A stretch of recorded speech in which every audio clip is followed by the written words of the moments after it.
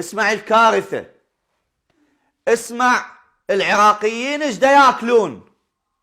شوف العراقيين الفقرة ولد الجنوب ايش دا ياكلون بفضل حكومة ابن شياع، بفضل حكومة الإطار العريضة. شوف العراقيين ايش دا ياكلون، ومو بس بالجنوب وبالغربية وبالموصل وبكل مكان. شوف العراقي الفقير ايش ياكل. باوي وحق هو علي بن ابي طالب. علي المشهد اليوم شفته، الله لا يوفقني. الله لا يرحمني لا دنيا ولا آخرة. أوقف. أولا كل العراقيين يعرفون هذا الرجل، هذا وطني وما مضطر يحلف كذب، لأنه أصلا هو مريض والله يشافيه يا ربي. تمام؟ فما يحلف كذب، ورمضان ما يحلف كذب. اسمع العراقي الأصيل من يريد يوصل رسالة عن أخوته وأهله. اسمع. إذا اليوم فطرت وهاي الوادم اللي شفتها تنام بلا فطور هي وعيالها، وقفت ردت لي دجاجات لأهلي مثل كل عراقي أريد فطور. ثواب للمسا ميتين أمي وأخوي الشاب.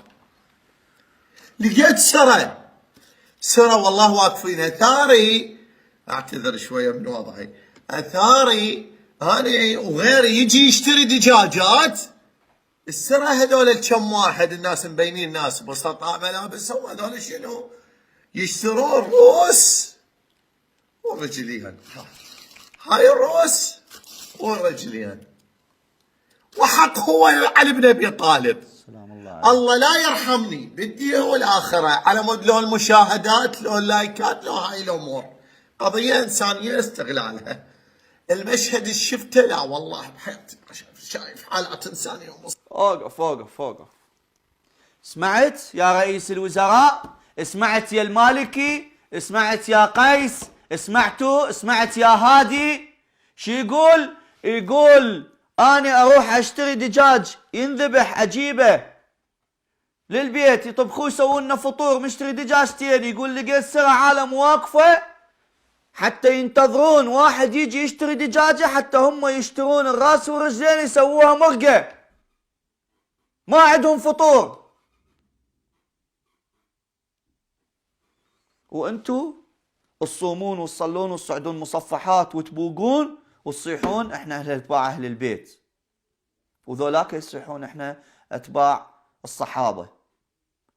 لا شافوكم ولا عرفوكم لا الصحابة ولا اهل البيت.